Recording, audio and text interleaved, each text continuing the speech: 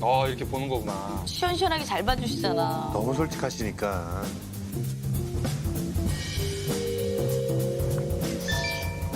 아, 이 화기가 너무 많은데. 화기가 많다. 화 기운? 야, 약간 그 공포의 집 들어가는 느낌인데 이거? 무서워. 들어가도 되나요? 아, 안녕하세요. 어머, 세상에. 어머, 안녕하세요. 안녕하세요. 어머나, 세상에. 어머나, 세상에. 선남, 선녀네 완전 이쁘네. 아이고, 안녕. 아이고, 세상에. 앉으세요. 네. 아이고, 진짜 둘 앉으세요. 다 너무 반갑습니다. 아, 두 분이 부부신 거예요? 네? 네.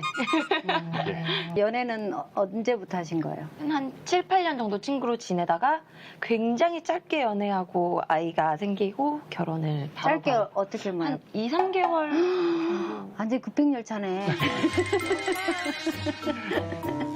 제가 빠르더라고요. 저의 개인적인 가족 계획은 자녀가 셋인데 또 이게 저만의 욕심으로는 안 되는 부분이니까 사실 제일 걱정인 거는 이제 사람은 누구나 언젠간 죽잖아요. 그쵸. 그러니까 저도 죽고 이제 아내도 죽었을 때 아들 이한이 혼자 남았을 때가 조금 걱정이 되더라고요. 저 같은 경우에는 아이가 벌써 4살이니까 이제 가지면 5살 터울이 날 거고 그렇게 가다 보면 나는 한 5년만 더 빠삭하면 이 육아가 끝날 줄 알았는데 그게 10년이 되고 15년이 될 수 있기 때문에 뭔가 좀 무섭다고 해야 될까요? 만약에 둘째 낳아서 그 둘째가 하고 싶은 게 있는데 이거를 나눠주다 보면은 뭔가 이도저도 안 될 것 같은 그런 불안감이 좀 있어요. 여기는 더운 여름에 태어난 태양이야. 우리 지훈 씨 같은 경우도 우리가 그런 거 있잖아. 우리 조영필 선생님이 킬리만자로의 표범 네, 알죠? 그렇죠. 그러니까 약간 더운 여름에 어슬렁거리는 한 마리 호랑이 같은 그런 사주이거든요. 제가요? 네, 두 사람의 궁합을 보면 한 40점 정도 궁합이 나오는 거예요. 좀 놀랐어요. 궁합이 아니고. 그거밖에 안 나왔어? 그래서 아이고 둘이 살라나 음. 이렇게 했거든요. 근데 네. 자식이 그걸 보완해주기 때문에 한 가정을 이루면 100점짜리 궁합이 될 수가 있는 거예요. 그런 사주가 있었다. 자녀가 중요했었네, 이한이가. 복동이다. 자녀분들이 많이 있으면 있을수록 부부 궁합이 더 좋아요. 자기네가 싸울 것도 좀 많이 없어지거든요. 그러고 보니까 저희가 처음에 결혼하고 제 임신했을 때는 정말 맨날 싸웠어요. 지겹도록 싸웠는데 네. 아이를 낳고 나서 이제 제가 그 육아에 전념하면서 그쵸. 사이가 너무 좋아졌어요. 그 아이 태어나는 모습, 그 아이를 낳는 모습을 보고 정말 감동받았어요, 제가. 아, 되게 진짜 존경스러웠고 되게 멋있었고 위대해 보여서 되게 그 이후로 되게 많이 바뀌었던 것 같아요. 본인은 굉장히 가정적이에요. 외모상으로 봤을 때는 안 그럴 것 같은데 절대 아니에요. 굉장히 가정적이고 아이가 생기면 생길수록 더 자기한테 더 잘하거든요. 그러니까 우리 은혜 씨한테 더 잘할 수 있는. 부모님이 두 분 다 일찍 돌아가셔서 못 받았던 사랑을 좀 아들한테 좀 자식들한테 좀 주고 싶은 마음이 좀 더 큰 것 같아요. 그러니까 아버지랑 어머니도 돌아가신 나이를 지금 보면은 40대셨더라고요. 너무 빨리 돌아가셨다. 근데 좀 일찍 돌아가셔서 생각하는구나. 네, 그게 좀 큰 것 같아요. 참 더 뜨거운 사랑을 할 수 있었는데 너무 일찍 돌아가셨다 보니까 저 아내에 대한 사랑도 더 남다른 것 같고 좀 저한테 가정은 좀 특별하죠. 네, 그쵸. 더. 네. 여기 지훈 씨는 보면 아내의 자리가 내가 의지할 수 있는 그런 자리거든요. 저한테 사실 아내의 자리는 좀 중요했던 자리였던 것 같아요. 네, 그래서 제가 뭐 누나이기도 바라고 또 동생이기도 바라고 그쵸. 또 와이프이기도 바라고 또 엄마이기도 바라고 막 여러 가지를 좀 바랬었던 것 같아요. 우리 이제 은혜 씨 같은 경우에 이분은 모든 걸 자기가 이끌어야 되거든요. 전생에 우리 지훈 씨가 조금 선한 일을 많이 해서 이런 배우자를 만나지 않았을까. 그래서 끌렸나 봐요. 잘 만났네. 자기 같은 경우에 전체적으로 사주나 이름을 보면 초년에 여러 가지 그런 풍파를 좀 많이 이렇게 맞아야 되는 거거든요. 진짜 많았습니다. 그렇죠. 네. 나쁜 이름은 아니지만 성공 흑일격이라고 그래가지고 초년에는 굉장히 힘들어요. 그때 10대 환경에 본인을 조금은 저해하는 어떤 기운이 들어와 있었기 때문에 가정의 어떤 문제가 강하게 이렇게 오지 않았을까 싶어요. 저 이제 중학교 2학년 때 좀 아버지가 돌아가시고 또 14일 만에 또 어머니가 돌아가셨어요. 14일 만에. 네.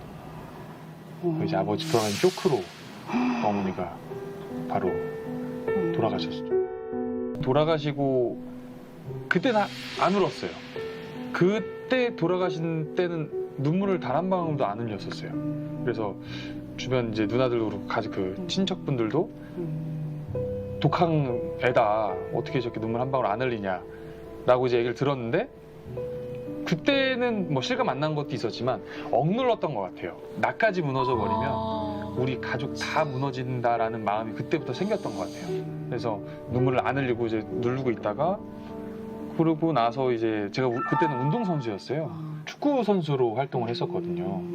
장례를 또 치르자마자 바로 기숙사로 들어가서 훈련을 할 수밖에 없었던 상황이었는데 그러고 나서 이제 일주일 정도 뒤에 정말 지금도 생생히 기억하는데 저녁이었거든요. 저녁밥을 먹고 이제 다 같이 친구들하고 청소를 하고 이불을 깔고 이제 치침 이러고 자는 시간이었는데 그 예능을 보고 있었어요. 남들은. 그래서 저도 되게 화기애애하게 되게 깔깔깔깔 웃고 있는데 갑자기 이제 그때 순간 팍 오더라고요. 그래서 이불을 뒤집어쓰고 정말 오열했어요.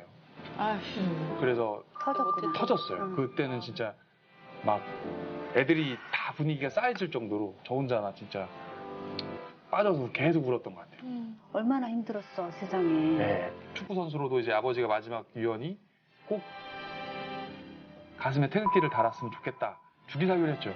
그래서 결국에는 운이 또 좋게 태극기를 또 달긴 달았어요. 네. 청소년 국가대표가 돼서 아버지의 꿈을 어떻게 보면 이루고 그랬었죠.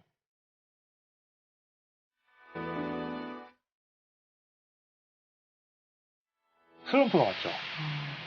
그때 이제 청소년 국가대표가 발탁이 된 지가 얼마 안 됐을 때였거든요. 그때가 이제 무릎 부상을 당했었을 때였는데 십자인대가 파열이 됐어요. 축구 선수로는 사실은 그때 당시에는 좀 복귀하기가 그렇게 쉽진 않은 그런 컨디션이었는데 그때 수술을 이제 1년 정도 재활을 하고 야 드디어 내가 몸 상태가 돌아왔구나 했는데 전지훈련을 갔어요. 중국으로 전지훈련을 갔는데 상대방 선수가 제 무릎에 앉은 거예요. 그래서 무릎이 반대로 꺾였어요. 이게 행복과 슬픔이 꼭 같이 오는 것 같아요. 이게 참 안타깝게도. 네. 우리 은혜 씨는 그 전에 그럼 어떤 거 하셨어요? 저는 모델 일을 한 10년 조금 넘게 했습니다.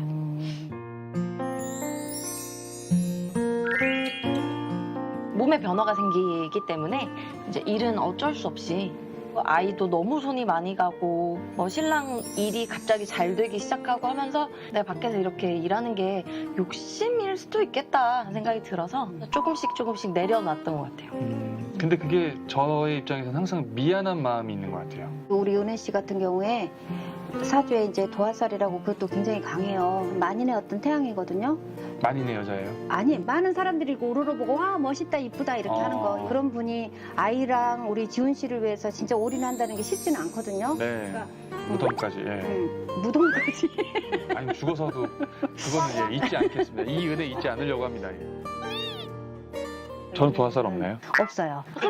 제 거 다 주고 싶어요. 그래야 일할 때 더 좋을 것 같아요. 본인이 사실 꿈꿨던 거는 제2의 B였거든요. 아.